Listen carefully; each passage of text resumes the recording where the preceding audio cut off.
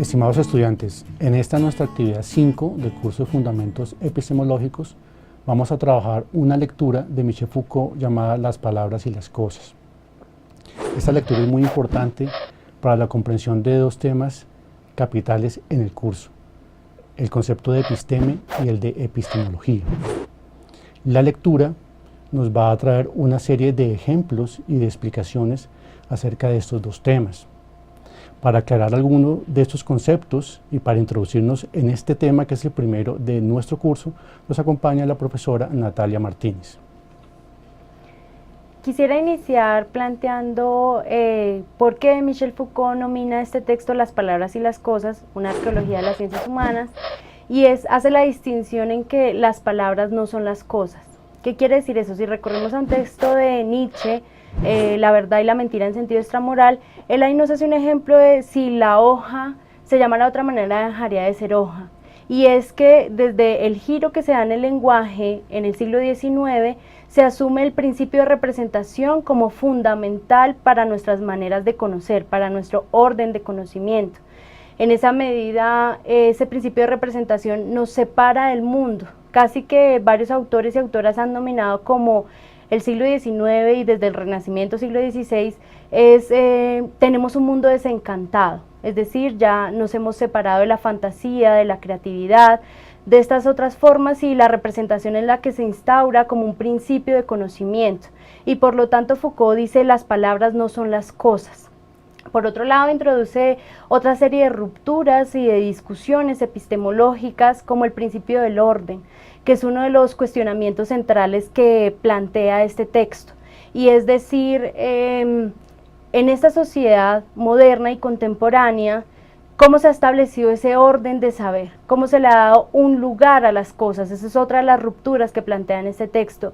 Un ejemplo muy claro lo plantea en el texto, en el prefacio, cuando menciona el alfabeto, por ejemplo, y recurre a la enciclopedia china del texto de Borges, y es cómo hemos establecido una taxonomía, una clasificación, por lo tanto un ordenamiento del mundo particular que nos permite conocer ciertas cosas, pero por lo tanto, si se quiere limitar esa manera de conocimiento y establecer un orden específico. Eso es lo que hace la episteme moderna, que es la que va a trabajar Foucault.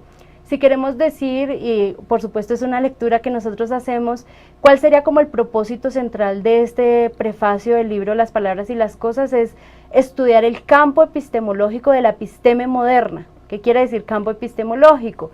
Campo epistemológico es la manera como se conoce en la modernidad desde las premisas del conocimiento científico. Entonces Foucault lo que va a hacer mediante la arqueología y la genealogía es establecer las condiciones de saber que constituyen la episteme moderna y las condiciones de poder que atraviesan esa manera de ordenamiento del conocimiento. ¿Y cuáles serían las características generales? O lo que nos va a trabajar en el texto es esa episteme moderna que se diferencia de la episteme clásica. Si se dan cuenta, él no hace una clasificación como la historiografía tradicional nos la ha planteado, entre antigüedad, renacimiento, contemporaneidad, sino él lo que habla es de episteme clásica, es decir, antes se conocía de una manera particular, no existía ese primer principio que les hablaba de la representación ni el ordenamiento del mundo, sino casi que uno podría decir el principio fundamental del conocimiento era la matesis, es decir, el mundo estaba organizado de una manera particular y a partir de eso era que se conocía, los diferentes saberes que se establecían, había una, si se quiere, homogenización del conocimiento. Con la aparición de la episteme moderna, lo que se hace es una ruptura, una fragmentación del conocimiento, y por lo tanto empiezan a aparecer las diferentes disciplinas que van a caracterizar la episteme clásica. Y ahí es cuando él habla del triedro de conocimiento. ¿Qué constituiría ese triedro del conocimiento? Por un lado estarían las ciencias matemáticas, las ciencias físicas, por el otro lado estarían las ciencias de la vida, que él llama las ciencias del lenguaje o las ciencias del trabajo, y por el otro lado estaría la filosofía.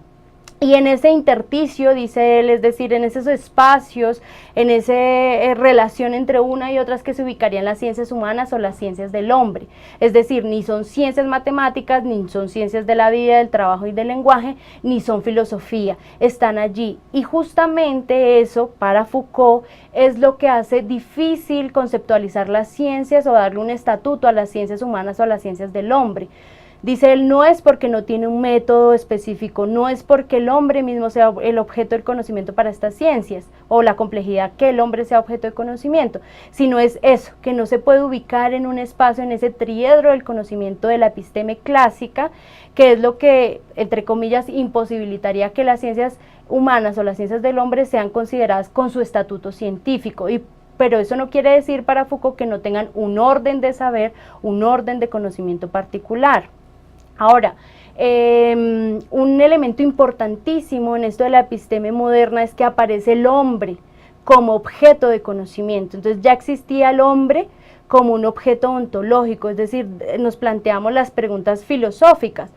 ¿Quién es el hombre? ¿De dónde venimos? Y demás. Pero con la episteme clásica, que el hombre se vuelva un objeto de conocimiento, que implica que empieza a aparecer como un objeto de saber, un objeto de estudio. Materialicemos eso un poco en nuestros proyectos de investigación. ¿Cuáles son sus objetos de estudio?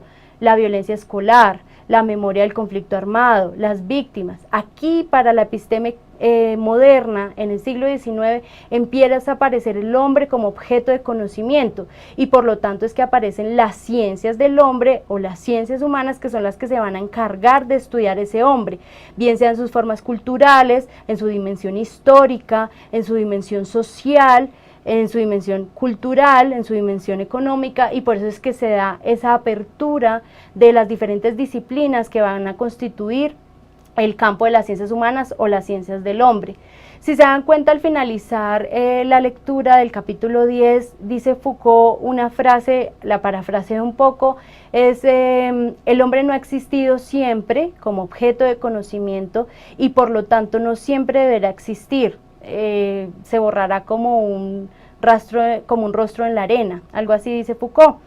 ¿Qué quiere decir esta frase con la que termina, que es muy potente y muy provocadora? Es desnaturalizar, eso es otra de las rupturas que propone Foucault, es desnaturalizar los objetos de estudio. Y dice, mire, hay un surgimiento del hombre como objeto de estudio en el siglo XIX, pero no siempre tiene por qué existir. Por lo tanto, las disciplinas de las ciencias humanas y las ciencias del hombre no siempre tendrán por qué existir.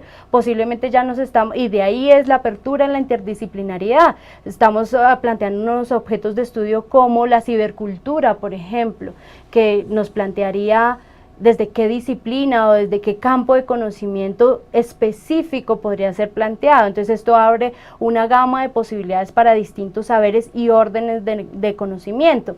Y así podríamos pensar con diferentes objetos. Foucault lo plantea con el hombre, pero pensemos la maternidad, por ejemplo, que es un tema que ha venido circulando en la maestría. La maternidad no ha existido siempre, tiene un proceso histórico, ha venido siendo normatizado, regularizado, incluso han habido políticas sobre la maternidad, una concepción cultural, una concepción sociológica de la maternidad, ligada principalmente a las mujeres, pero eso no siempre fue así, y por lo tanto, como invita Foucault al final del libro, no necesariamente siempre tiene que ser así. Al igual pasa con la escuela, con la infancia, con el maestro, con toda esta cantidad de objetos de estudio, y es la propuesta de Foucault, es poder desnaturalizar, en últimas historizar, quiere decir buscar el momento, las condiciones de saber y de poder que le dieron origen y surgimiento a estos objetos, y por lo tanto ver que no siempre van a existir, no son esenciales, no son naturalizados.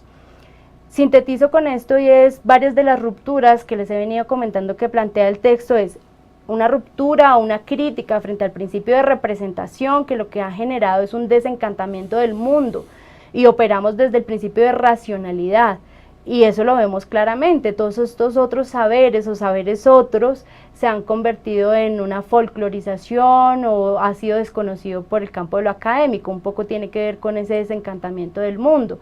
Otra de las rupturas es sobre el orden del mundo, es poder mirar históricamente cuándo fue que se establecieron estos órdenes de saber. Otra de las rupturas es frente al lugar y al espacio que le hemos dado a los objetos.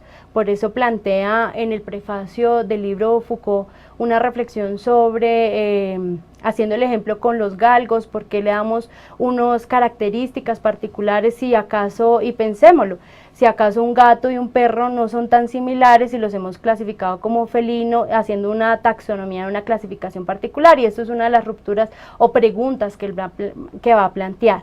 Entonces eso sería, digamos, como en general, un breve acercamiento, algunos elementos para que ustedes tengan mayores niveles de comprensión sobre la propuesta que está planteando el texto de Michel Foucault. En lo que la profesora Natalia nos cuenta y nos explica, yo rescataría 2 o 3 elementos muy importantes. Uno es la diferencia entre episteme y epistemología. Episteme tiene que ver con la forma de conocer de cada época, con la forma como la gente piensa desde su época, cada objeto, cada saber, como vive también. La epistemología es simplemente el conjunto de los discursos que nos permiten acceder científicamente a ese conocimiento, es decir, toda la tarea discursiva que ustedes van a hacer en sus proyectos de investigación desde ciertas perspectivas, desde ciertos enfoques. Otro elemento muy importante en esta lectura es esa de la aparición del hombre como objeto de estudio. ¿Cómo así? Para Foucault, todos los saberes y todas las experiencias implican un orden en los discursos, es decir, un cierto orden de encadenar las cosas, las palabras y los conceptos. Y esos órdenes implican un poder. Los discursos se hacen desde distintos poderes, poder económico, religioso, político, y desde ese orden de ideas se arman el conocimiento con un cierto interés, y también se arman los sujetos de ese conocimiento. ¿Cómo así? Hay sujetos que son religiosos, hay sujetos que son económicos, hay sujetos que son democráticos, y dependiendo del sentimiento y de las creencias de cada sujeto, de cómo esté construido en un discurso, hay creencias y hay acciones que se toman en el mundo. Por ejemplo, con la aparición del hombre como objeto de estudio, hay un hecho que marca eso, y es básicamente la aparición de las cárceles. ¿Cómo así? Antes de la aparición de las cárceles, los sujetos del medioevo y de las monarquías se entendían como pertenecientes a un rey. El rey era el monarca, era el dueño de la tierra, de la ley y de los hombres. Por eso la justicia se trataba de torturar los cuerpos, de hacer exhibiciones donde el rey castigaba a sus súbditos en frente de todos para escarmentarlos. ¿Por qué? Porque los cuerpos eran de él. Él tenía dominio sobre los cuerpos. ¿Qué pasa con la aparición del Estado, que ya no es un monarca que manda y al que le pertenecen los otros? Se implanta una especie de contrato. Entonces hay un Estado que no administra, o que administra mejor las tierras y los cuerpos. No es dueño, es el administrador. En este sentido hay un contrato. ¿Qué va a pasar con esto? Ya no se va a tratar de que la justicia es un castigo, en el cual el rey tortura los cuerpos. Ahora la justicia es un encerramiento del sujeto para observarlo, para ver cómo son sus conductas y cambiarlas. Es decir, el sujeto es dueño de su cuerpo, pero no de sus conductas. Tiene que ser educado, corregido, observado. En ese sentido, y a partir de ahí es que aparece el hombre como objeto de estudio, cuando empiezan a observar al hombre, no en términos de sus cuerpos y de su trabajo, sino en términos de su conducta y su pensamiento. Empieza una reflexión sobre el hombre que curiosamente parte de su encerramiento, de su confinamiento y de la justicia que se ejerce ahora sobre él. Este, digamos, es un pequeño ejemplo de lo que nos plantea Michel Foucault y del origen de las ciencias sociales como estudio del hombre contemporáneo en el siglo XIX. Con esto queríamos introducir el tema de esta lectura para todos ustedes y esperamos sus dudas, sus preguntas a través de la plataforma para que nos informen de cuáles de estos temas son claros, cuáles de estos temas ameritan más preguntas o un interés más profundo de parte de ustedes. Muchas gracias.